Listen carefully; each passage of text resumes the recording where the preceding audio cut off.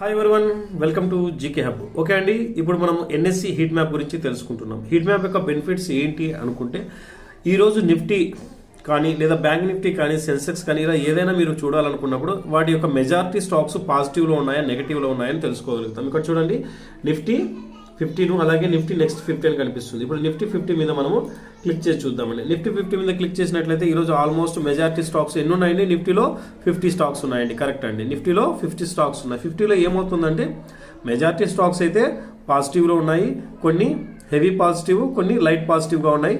ఇక్కడ చూసుకున్నట్లయితే ఈ రెండు కొద్దిగా థిక్ రెడ్ కలర్లో ఉన్నాయండి, మిగతావన్నీ లైట్ రెడ్ కలర్లో ఉన్నాయి. టోటల్గా మనం చూసుకుంటే 6, 7, 8, 9, 10 ఆల్మోస్ట్ 10 స్టాక్స్ మాత్రమే బేరిష్ ట్రెండ్లో ఉన్నాయి. మిగతా 40 స్టాక్స్ అనేది ఒక పాజిటివ్ మూమెంట్లో ఉన్నాయి అనమాట. సో దీన్ని బట్టి మనం ఏం చేసుకోవచ్చు అంటే, మార్కెట్ ఎప్పుడైనా కానీ మెజారిటీ స్టాక్స్ బుల్ ట్రెండ్లో ఉంటే మార్కెట్ ఆల్మోస్ట్ అప్ సైడ్కి మూవ్ అయ్యే ఛాన్స్ ఉంది. లేదు అనుకుంటే కనీసం కన్సోలిడేషన్ అయ్యే ఛాన్స్ ఉంటుంది. ఫర్ ఎగ్జాంపుల్ ఒక 20 స్టాక్స్ పాజిటివ్, ఒక 20 స్టాక్స్ నెగిటివ్ ఉన్నాయనుకోండి, ఈ టైంలో ఏమవుతుంది, మార్కెట్ కన్సోలిడేషన్ అయ్యే ఛాన్స్ ఉంటుంది అనేసి ఈ విధంగా ముందుగా మనం తెలుసుకునే అవకాశం అనేది ఉంటుంది సార్.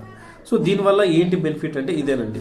సో ఇప్పుడు ఒక మీకు చిన్న జడ్జిమెంట్ అన్న ఇక్కడ తెలుసుకోవచ్చు. ఓకే, ఈరోజు మార్కెట్లో ఆల్మోస్ట్ 40 స్టాక్స్ అనేది ఇది పాజిటివ్లో మూవ్ అవుతున్నాయి అనేసి. ఓకే ఫ్రెండ్స్, ఈ హీట్ మ్యాప్ వల్ల మీకు ఏదైనా కొద్దిగా కూడా బెనిఫిట్ అని ఇస్తే ఖచ్చితంగా లైక్ చేసి సపోర్ట్ చేయండి, మరింత మందికి షేర్ చేయండి. థ్యాంక్ యూ ఫ్రెండ్స్, జై హింద్.